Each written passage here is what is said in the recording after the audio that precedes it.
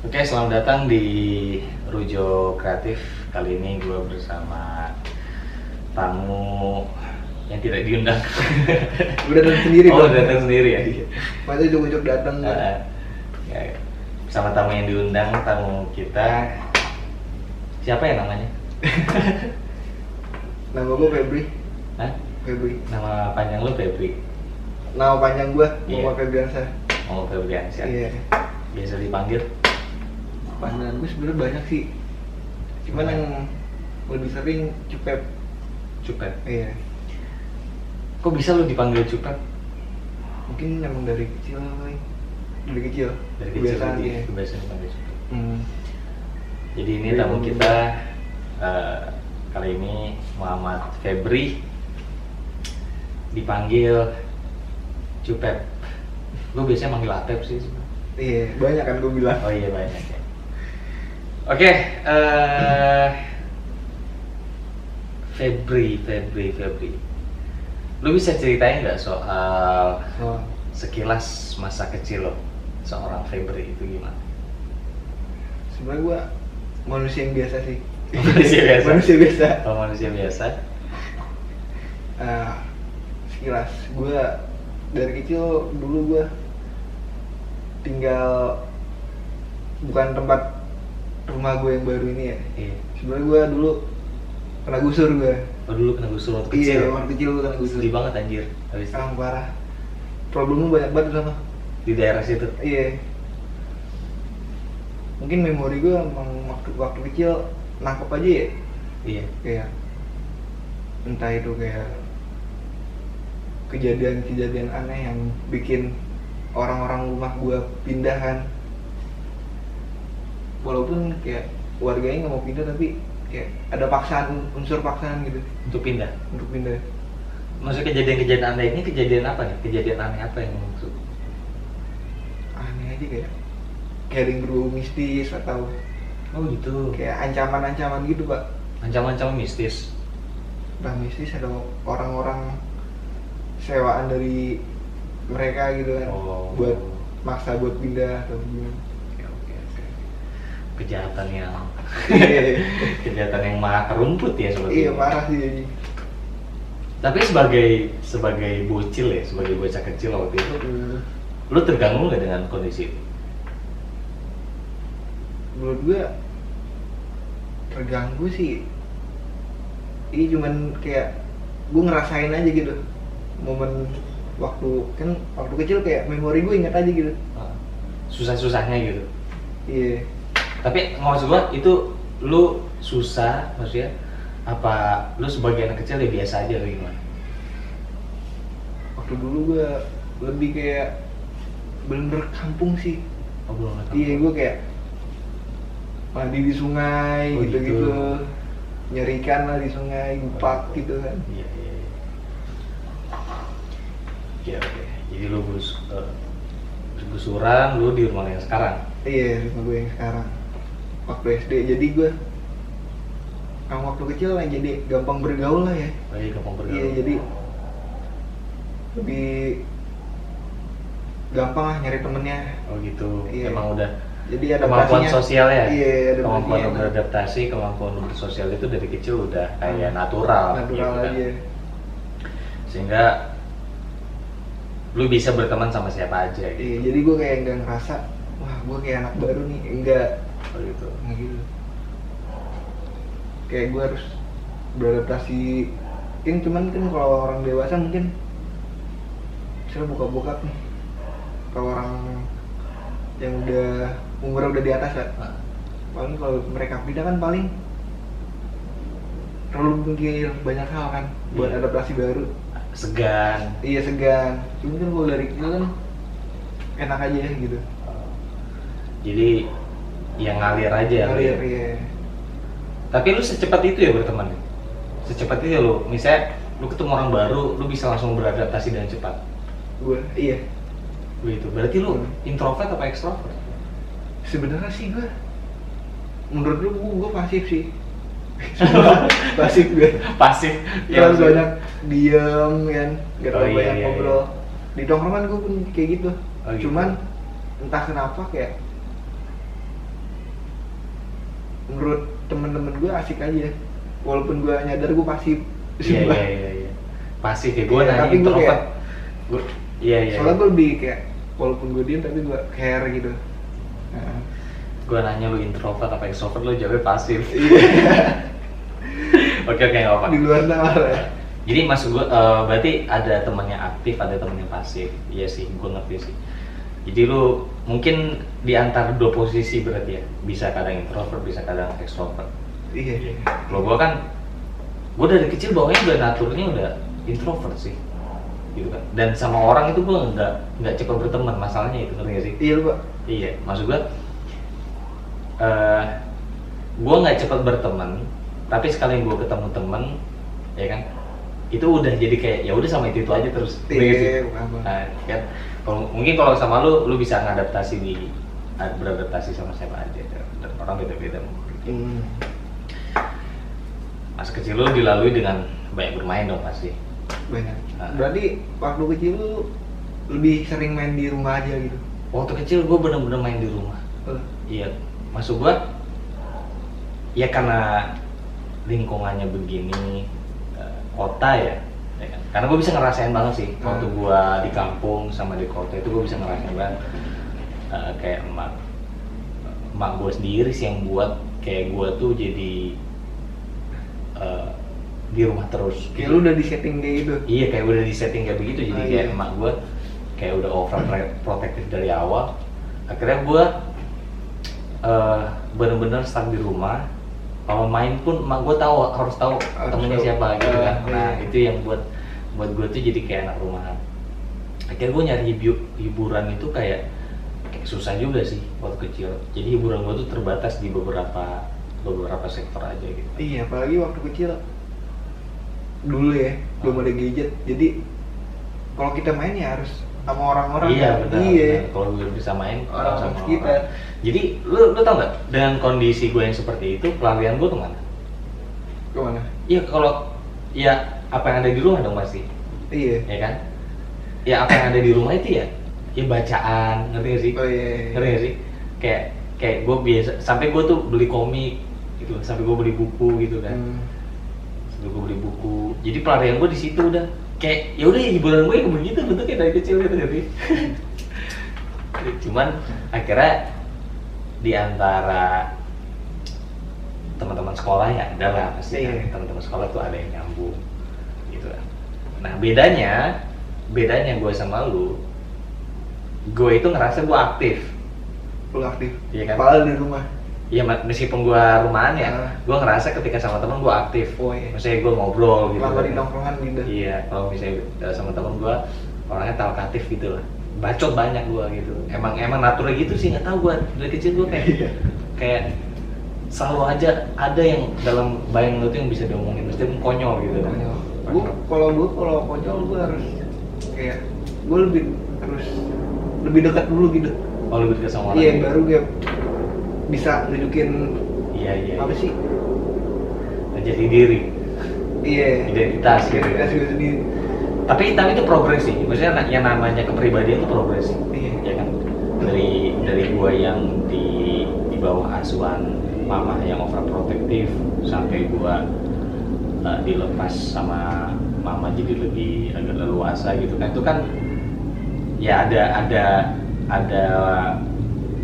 apa namanya, progres dalam kepribadian gitu kan, yang buat gua sampai sekarang gitu.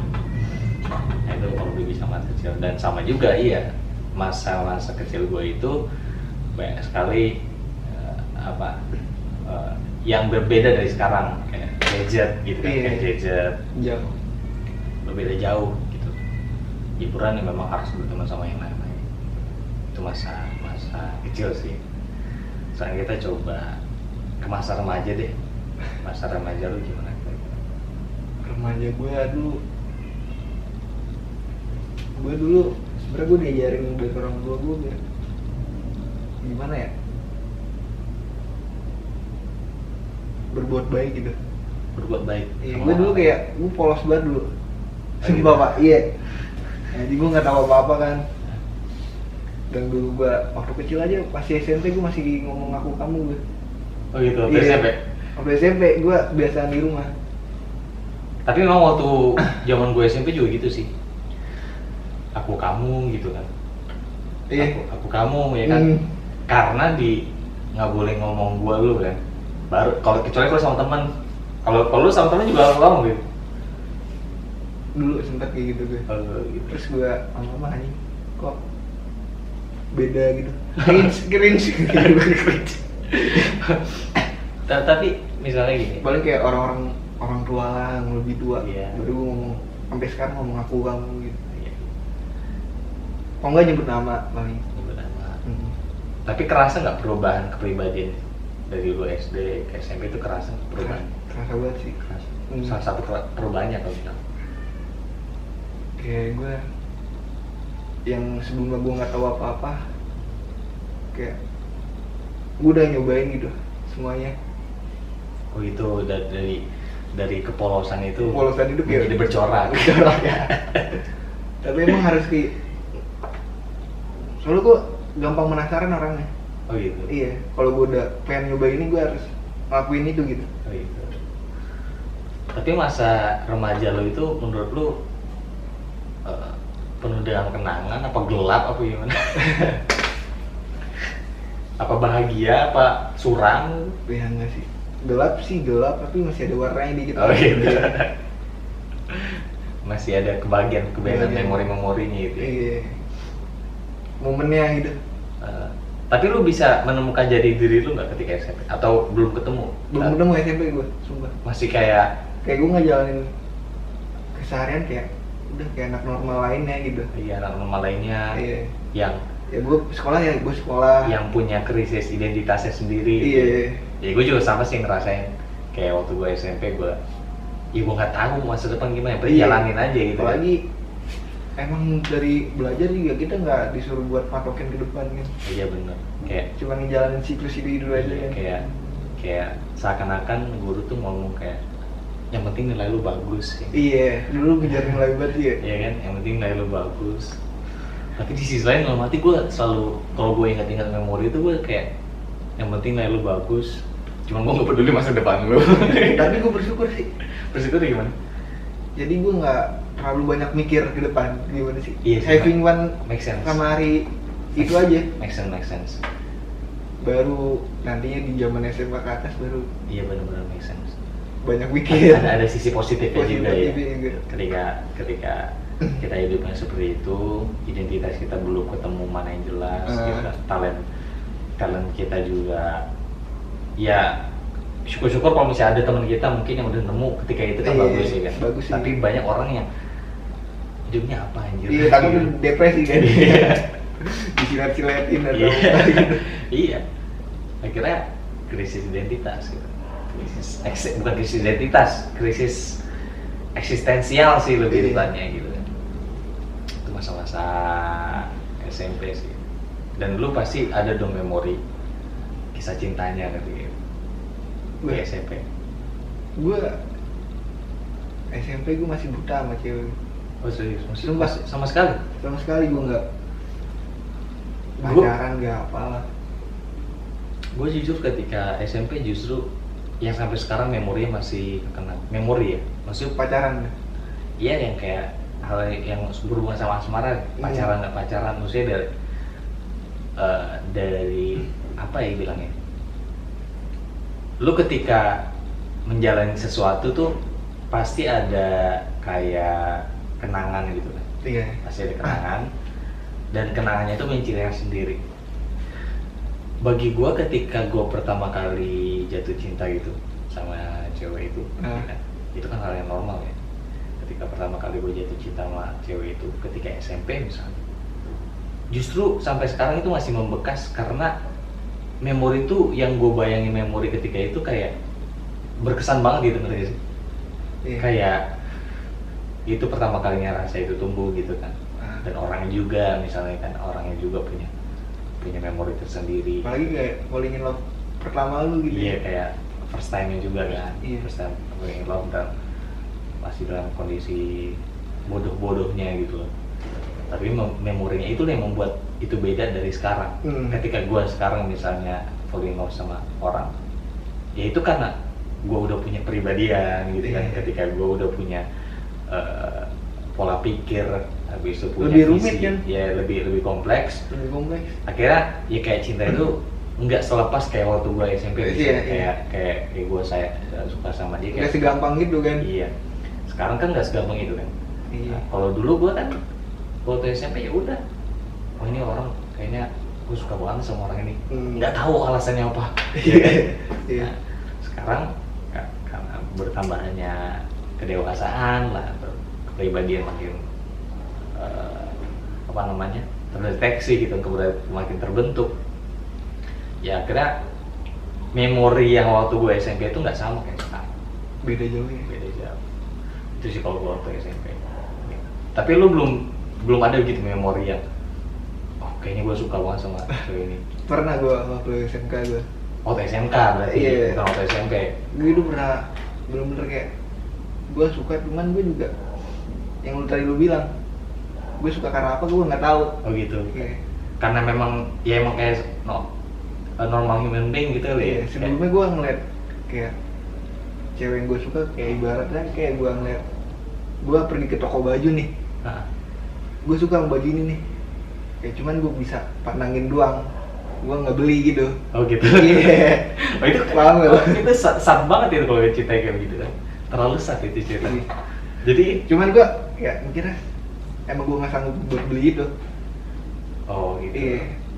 Iya. Jadi ada rasa pesimis yang tumbuh dalam diri lu gitu.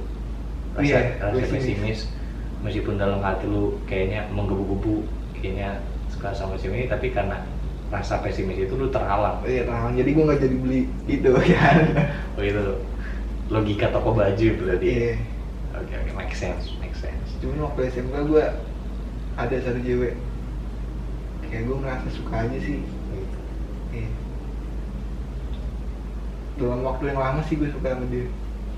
Oh, gitu. Cuman akhirnya gue pendem, gue deketin terus gue capek sendiri kan. Ya udah tembak aja lah. Ya, abis itu gimana ya? Ya, nggak tahu happy ending sama sad ending, tapi gue udah nyoba lakuin itu kan. Yang penting gue udah nyoba aja, belajar. Iya bener sih. Tapi buat first time gue ya soal asmara, masa gue kayak ditolak gitu kan. Cinta pertama gue ditolak. Tapi gue bersyukur aja sih, Pak. Gue banyak belajar dari itu. Iya. Dan iya memang itu kisah hidup orang masing-masing, pasti ada yang begitu loh. Iya. Ya mungkin ada lah yang dia lancar itu diterima terus gitu misalnya. Tapi gue juga pribadi gitu. Iya. Gue suka sama orang yang sama 7 tahun. 7 tahun? Iya. Sampai sekarang? 7 tahun enggak, dari gue dulu kan. Dari gue dulu sampai sekarang itu 7 tahun gue suka sama orang yang sama. Dan rasa sukanya itu, maksud gue rasa suka. Tapi lu nembak dia? Nembak langsung nggak pernah malah. Tapi kayak rasa suka itu kayak nggak hilang-hilang gitu sama cewek ini gitu kan. Ya ada alasan dibalik itu kan. Mungkin alasan terbesarnya waktu yang kalau gua tarik balik itu alasan terbesarnya dulu karena selera musik. Iya. Selera musik yang sama, dan gue lihat ada hal yang unik dari cewek ini, bertahan sampai 7 tahun. Maksudnya memorinya, iya, rasanya itu rasanya. Terus justru karena dia juga gue belajar sih. Gue suka, tapi gue takut untuk ngungkapin, ya kan? Iya. Padahal seharusnya gue kayak lu dong, harusnya kan? Harusnya harusnya setidaknya gue berani dulu ngungkapin, ya kan? Iya. Tapi Kadang-kadang gue mikir kayak, emang dulu gue pengecut banget sih. Terus lama-lama gue mikir kayak ternyata yang gagal itu kayak mereka yang gak mau nyoba. iya benar. Iya. Gue lebih kayak kalau gue lebih mikirnya kayak gini, seharusnya gue harus belajar, seharusnya gue harus mengalami kegagalan itu, ngerti gak sih? Iya. Ya kan? Toh yang namanya orang mengungkapkan atau confess gitu kan, toh pasti ada gagal diterima atau diterimanya kan. Iya. Nah gue itu saking takutnya nggak diterima, nggak confess, ngerti gak sih? saking takutnya gue nggak diterima, saking takutnya gue nggak dianggap, itu akhirnya gue nggak confess gitu kan. Nah itu kalau gue dulu gitu kan. Nah, gue ya sama juga sih, gue nganggap diri gue kayak kok gue sepengecut itu gitu kan. Tapi memang ada pelajaran tersendiri, ada banyak yang gue ambil dari pelajaran seperti itu yang membuat gue merubah sikap pendekatan gue. Yang tadinya gue takut, ya udah akhirnya kalau gue suka gue berani aja. Iya, ya kan? Emang kadang-kadang jadi kayak gitu, ya lebih kan? frontal sih. Ya, jadi lebih frontal, jadi terima resiko ketika gue ketemu si A, gue suka, ya udah gue confess aja. Karena gue nggak mau ngulangin kesalahan gue yang lalu 7 tahun misalnya gue suka yang sama cuman karena gue takut ditolak, gue nggak mau ngungkapin. Mendingan kan sekarang gue balik logikanya kan, ya gue ungkapin aja dari awal. Urusan diterima nggak terima itu urusan lain. Di sisi lain juga karena kepribadian gue terus berkembang gitu kan ya, akhirnya gue bisa maintain feeling itu sih, ngerti gak sih? Gue bisa maintain feeling itu, jadi feeling gue itu bisa tertata seberanjak gue dewasa gitu ya kan.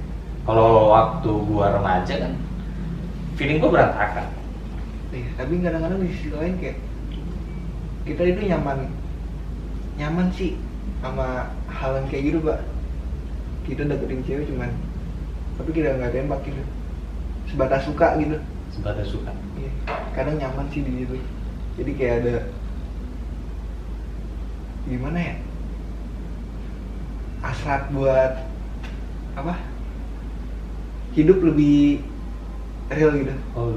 Lebih hidup gitu. Iya, lebih hidup karena ada yang lu kejar. Iya, karena ada yang kejar. Iya. Berarti itu nanti dikomentarin lagi kita misalnya kayak dengan logika nggak jenuh gitu ya. Iya, oke, dengan logika seperti itu yang buat banyak. Enggak sih, gue pernah dengar cewek ngomong kayak gini, kalau kita gampang nerima cowok, nanti dia keenakan nggak ada kerja kerasnya gitu, ngerti sih? Ya kan? Ada yang nggak anggapan gitu. Cuman gue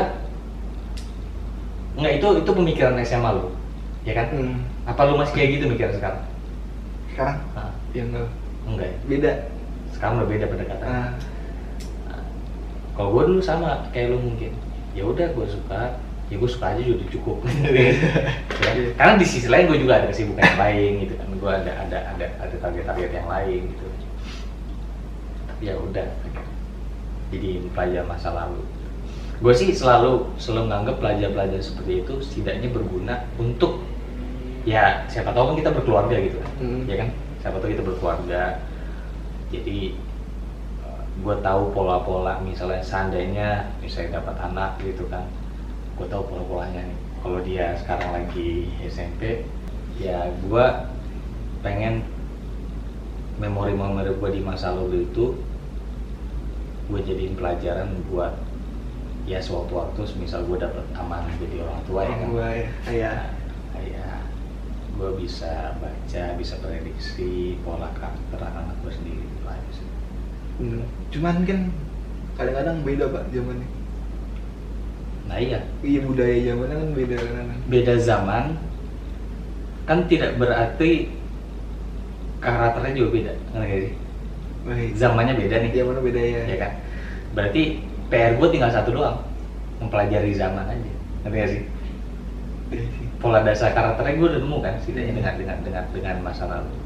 Memang benar kalau udah bicara tentang tren atau zaman yang nanti bakal dihadapi mungkin untuk generasi setelah kita, itu pelajaran tersendiri lagi sih sebagai orang tua. Itu beda lagi mungkin aspek parenting yang bakal kita pelajari itu seperti apa. Kalau sih seperti itu. Tapi lu misalnya lu punya anak nih, lu jadi seorang ayah nih misalnya nih. Iya. Lu cara ngedidik anak lu lebih ke sosok seorang ayah atau lebih ke lu deket sama anak lu kayak seorang temen gitu, lebih dekat aja? Nah, berbicara soal parenting ya, apalagi parenting yang itu pandangan subjektif gue pribadi, gitu ya. tentu itu hasil dari based on experience gua, hasil dari bacaan gua, hasil dari pengalaman gua, atau gua dengar dari teman-teman yang lain gitu. Tapi intinya dalam fondasinya itu gua merasa satu-satunya cita-cita gua itu selain dari cita-cita personal ya, selain dari cita-cita personal, lu punya mimpi, gue punya mimpi, lu punya harapan untuk karir, gue punya harapan untuk karir, tapi jauh di dalam hati gue tuh gue cuman pengen jadi ayah yang baik sih. Gue punya target sendiri untuk masalah ayah ini sih ya. Jadi diantaranya mungkin gue sampai belajar family psikologi gitu. Psikologi keluarga itu gue pelajarin, meskipun itu bukan bidang gue tapi gue pelajarin, gue baca-baca gitu kan. Salah satunya mungkin gue baca soal children maltreatment, itu kayak kasus salah nge-treat anak gitu kan. Gue sampai baca-baca baca-baca artikel-artikel seperti itu, jurnal-jurnal saintifik seperti itu, cuma untuk mencegah potensi gue sebagai sosok ayah yang buruk gitu, nanti gak sih? Nah, jadi balik lagi ke tadi, gue rasa sih urusan parenting itu kompleks ya, kompleks. Tapi kalau gue sederhanain, gue punya cita-cita, ya gue pengen bisa nemuin kayak karakter anak gue itu lengkap, gitu kan, kebutuhan dia gitu kan. Mulai dari dia, lu lebih tahu gitu ya? Iya, gue pengen tahu detailnya, gue pengen ngelihat setiap detik prosesnya gitu kan. Cuman nggak terlalu kayak ngekang aja sih. Iya, gue pengen jadi strict parent, tapi yang nggak dianggap strict. Iya. Ngerti gak sih? Lu ngeliat dia tapi dari balik bayangan aja. Iya. Sebagai orang tua kan, ya mungkin yang lebih khawatir tuh emak sih. Gue yakin. Pasti. Ya, yang lebih khawatir tuh misal lo punya istri nanti. Feeling gue sih ya, kekhawatiran terbesar itu datang dari istri terhadap anak. Tapi karena gue belajar soal psikologi keluarga dan soal pendidikan pola asuh anak ini, sedikit-sedikit ya, buat meskipun non akademis, gue pun akhirnya punya kekhawatiran yang sama. Nah, gue pengen mencoba membuat bagaimana kekhawatiran gue terhadap anak, masa depan anak, kekhawatiran gue terhadap apa yang bakal terjadi sama anak gue ke depannya, itu tidak sampai mengkekang mereka.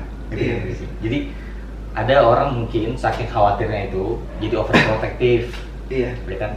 Saking khawatir itu jadi strict parents yang salah menangkap pola karakter anaknya, ya kan? Memang tujuannya baik, dalam fondasi mereka baik, mereka pengen anaknya supaya nggak tersusun, terus nggak kena masalah apa-apa gitu kan, terjaga, baik dong tujuannya kan. Tapi kadang ada yang terlalu strict, ya kan? Nggak bisa disalahin juga sih, karena mungkin pola asuh udah beda-beda. Kalau gue sih lebih karena gue pengen jadi strict parents yang nggak dianggap strict. Jadi gue pengen semua aturan yang gue buat itu, misalnya terhadap anak-anak gue itu, diterima oleh anak-anak gue tanpa ada paksaan. Iya, dia kayak ngejalanin kayak sendirinya gitu. Iya, ngejalanin itu sendiri, dan bagi dia juga make sense, dan dia juga seneng.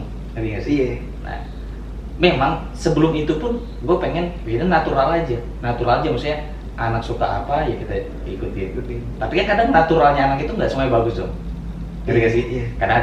Karena kita terlalu ngikutin jadi manja gitu. Jadi gue pengen cari kalau dalam ekonomi itu equilibriumnya gitu, titik pasnya itu gue pengen cari, ya kan?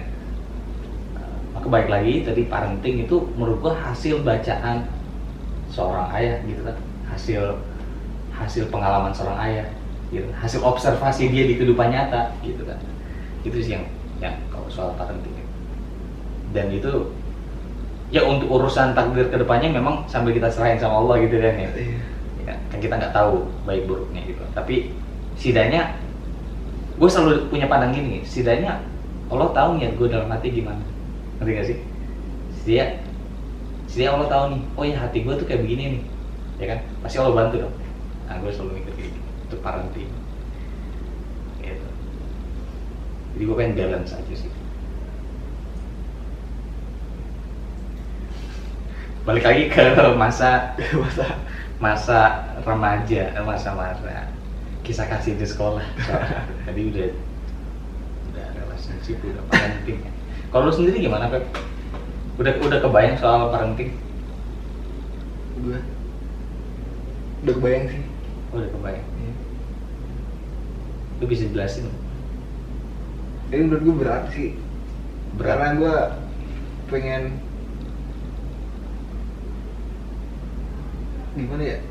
Kayak bukan membenarkan sih. Dari keluarga gue yang saat ini kayak gue ngeliat anak-anak yang lain kayak lebih gimana ya,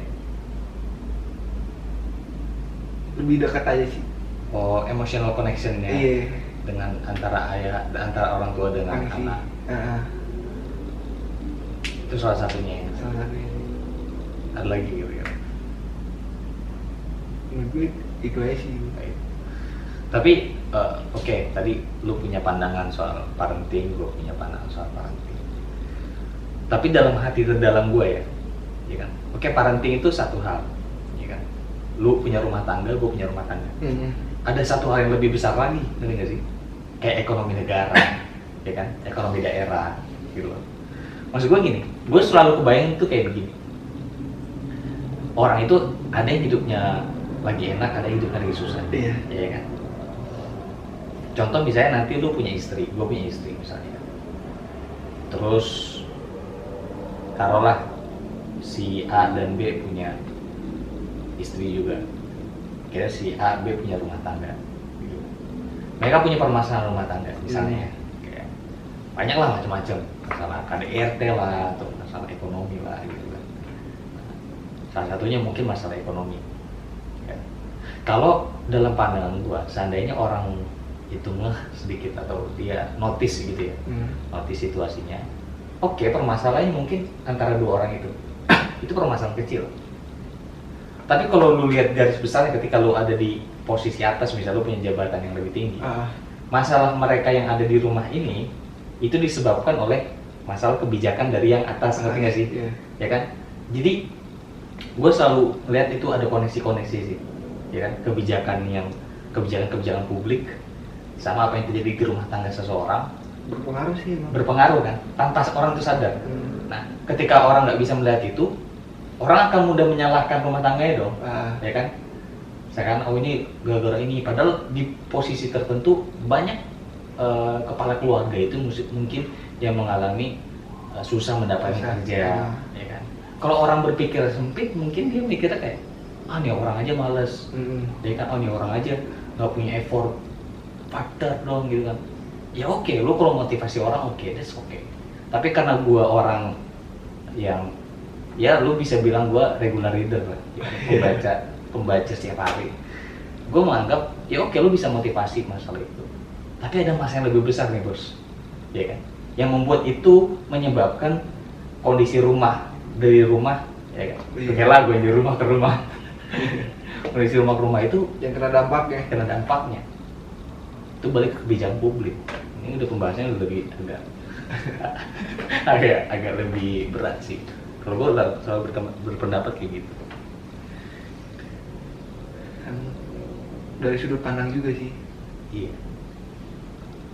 Jadi entah di Indonesia ya atau di luar negeri, gue selalu melihat orang itu kayak punya masalah hal seperti sama. Jadi mereka gagal memahami soal sebab akibat, kausalitas. Kita gagal mengerti soal kausalitas. Kalau misalnya kita mau jelasin soal kausalitas secara sederhana gini deh, ya kan? Ya api itu terbentuk dari apa misalnya? Oksigen, ya kan? Oksigen ini segala macam, ya kan? Oksigennya ada, apinya nggak muncul. Ngerti sih? Berarti ada sebab lain dong. Nah, gue menyebutnya banyak orang itu yang gue alami, termasuk diri gue sendiri, itu sering dalam kondisi false clause, artinya salah memprediksi penyebab utamanya, gitu, ngerti gak sih? Ya kan? Kita menyalahkan penyebabnya A, B, C, D, E, ternyata penyebabnya F. Ngeri gak sih? Itu yang maksud gua salah satu secara sederhana ya, menggambarkan soal kausalitas gitu. Itu yang secara garis besarnya gitu. Tapi itu terlalu berat nggak sih? Terlalu berat nggak sih? Cukup sih. Cukup sih. Iya. Bagaimana kalau soal ini deh? Kita sekarang soal music deh. Yang ngerokok nggak apa-apa kan? Soal music. Bagi lu music itu apa sih? Musik udah kayak jadi habit ini sih, Habit pendamping aja sih, pendamping. Jadi lu pendamping hidup. daily listener berarti. Iya. Aktivitas music. Gue orang yang gimana ya, harus ngelakuin sesuatu sembari musikan gitu. Iya. Jadi kayak nggak ngerasa berat aja. Iya. Dan ibaratnya musik udah jadi bagian dari kehidupan lu gitu. Iya. Kalau boleh tahu genre-nya apa yang lu suka? Genre yang gue suka, gue tergantung sih pak, suasana hati. Suasana hati. Ya. Berarti semua genre masuk. Masuk aja sih gue. Dangdut. Nah. Hah? Oh, masih pasti. Di antara semua genre deh. Gue suka. Mungkin lebih ke popang sih. Popang ya. Iya. Rock. Gue suka sih.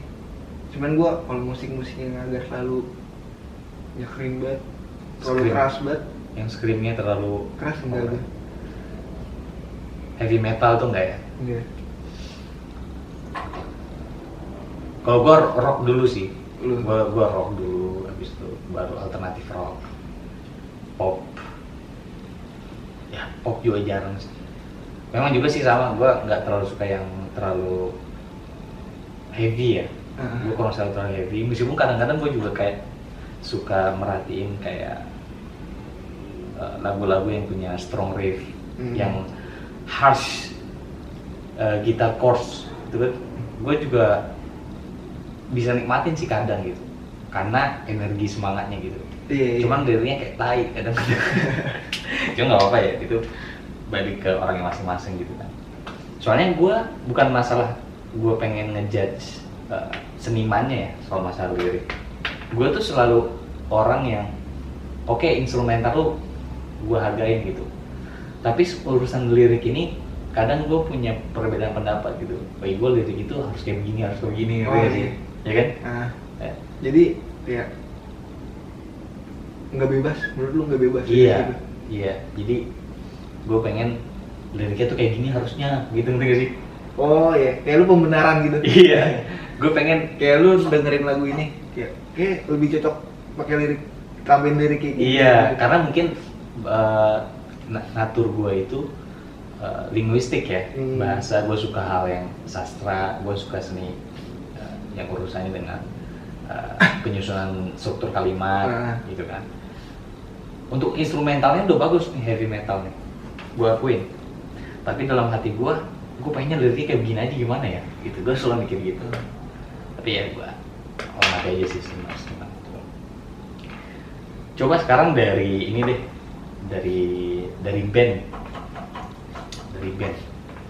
Lu punya nggak top 5 band yang lu suka?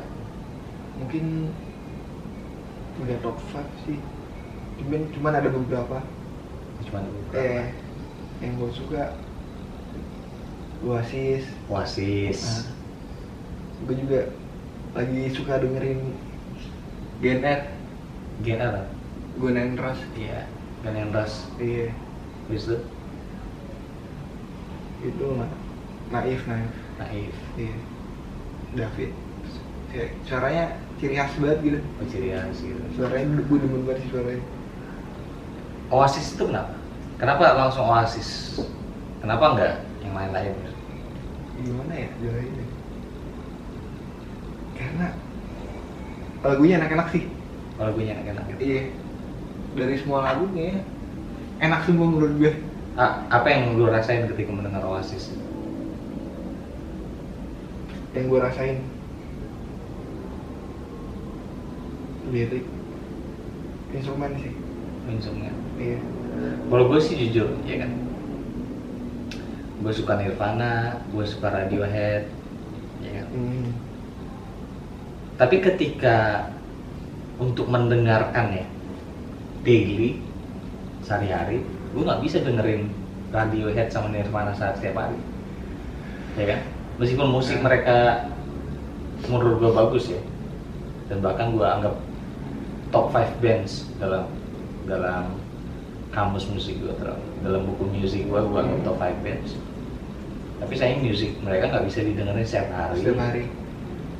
Bagi gue itu disebabkan oleh perasaan dari musik itu sendiri sih. Gue membaca Kurt Cobain itu dia angstfilled, jadi kayak ada bawaan amarahnya, ada depresif juga ada. Sama juga kayak Radiohead, dia lebih sadness, sorrow. Lu dengerin itu berarti lu harus ngikutin suasana hati lu dulu. Iya. Lu baru bisa nerima lagu itu. Iya. Untuk daily ya. Nah, ketika Oasis misalnya, meskipun Oasis di dalam top 5 band gue itu urutan kesekian gitu kan. Tapi musik dia itu musik optimistik gitu, yang uplifting gitu kan. Ya, meskipun itu pembahasan lirikalnya itu kadang dia kayak bucin tolol gitu kan misalnya. Tapi dia bisa bawa musik dia secara instrumental itu yang membuat pendengar itu jadi semangat. Ngerti gak sih? Itu yang membuat Oasis itu bagi gue cocok didengerin untuk setiap hari gitu kan. Kayak yang lain misalnya yang punya karakter tersendiri gitu kan, kayak Radiohead, Nirvana, itu benar-benar butuh timing yang tepat sih. Timing yang tepat gitu. Contoh lagi misalnya Joy Division ya kan. Joy Division itu dia ya kita tahu lah secara historical background, vokalisnya itu punya masalah kepribadian tersendiri dan dia secara branding agak depresif. Tetapi musiknya Joy Division itu menurut gua nggak depresif sih. Musiknya Joy Division justru kesannya itu kayak kesan-kesan Manchester Bands yang lain kan. Joy Division itu kan Manchester Bands kan. Iya, sama kayak Oasis kan dari Manchester, Joy Division dari Manchester is blue. Manchester is red. Is blue lah. Iya, Oasis itu Liam Gallagher itu fan City loh. Iya. Liam Gallagher gitu. Itu sayangnya sih. Sayang dari Oasis itu. Oh, jadi lu menolak gitu? Iya. Dia itu yang buat gue kurang suka Oasis itu karena dia fans Manchester City gitu kan. Sedangkan gue Manchester United tuh ya Joy Division ya kan. Habis itu ada satu lagi sebelum banyak sih emang Manchester Band. 1975 kan Manchester Band juga. Nah, kayak waktu itu kayak ada satu lagu Oasis tuh. Iya. Yang dari dia bikin lagu yang buat Manchester tuh. Iya, ada itu juga. Apa ya? Yang terbaru juga dibuat. Itu bukan Oasis, Liam Gallagher aja ada ya lagunya yang terbaru itu buat Manchester City. Soalnya dia karena emang udah mendarah daging. Dan mereka kalau konser itu emang suka ngatain MU sih. Tapi gue tuh orang yang bisa ngelepasin musik sama football gitu. Nah, habis itu tapi itu uniknya Manchester gitu kan. Manchester dia punya bandnya banyak gitu kan, dan karakternya itu hampir sama. Nah, tadi soal musik ya. Kalau lagu yang paling lu suka deh? Lagu apa? Lagu favorit lu? Favorit gue?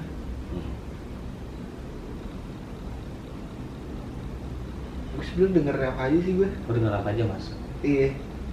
Cuman kan gue tipikal orang yang misalnya gue suka lagu ini nih, ya gue bakal dengerin lagu ini sampai bosen gitu. Oh gitu. Iya. Apa itu yang lu dengerin sampai bosan tuh apa aja? Sebenernya nggak bosen sih, kayak nemu lagu baru lagi nih yang enak, baru gue dengerin lagu. Oh gitu. Kayak gitu. Oh, jadi lu sama semua lagu masuk gitu. Iya. Berarti top 5 songsnya nggak? Ada sih. Ada. Apa misalnya?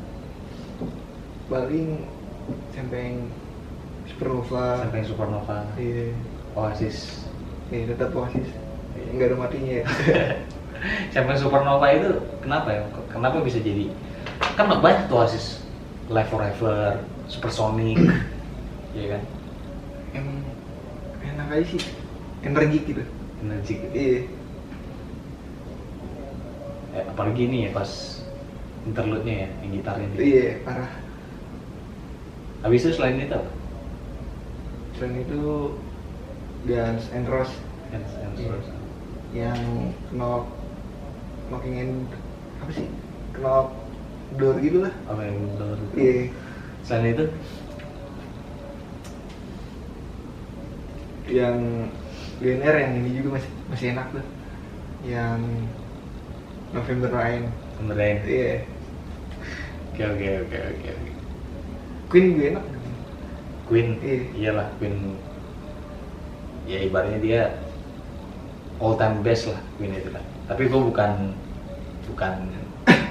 orang yang cenderung ke Queen, tapi gue akuin emang dia di music itu all time the best, is of all time. Dia juga energik kan dia. Music juga. Itu soal music ya. Tapi kayaknya kita udah ngobrol lama nih. Kayaknya. Kamu dulu. Mungkin kita bisa mengulik banyak hal lagi nanti di momen-momen selanjutnya. Kita bakal ketemu lagi di sesi-sesi selanjutnya di Rujuk Kreatif. Jadi kalian jangan lupa tonton sampai habis video-video kita ini, karena kita bakal mendatangkan orang-orang aneh baru. Orang-orang aneh baru.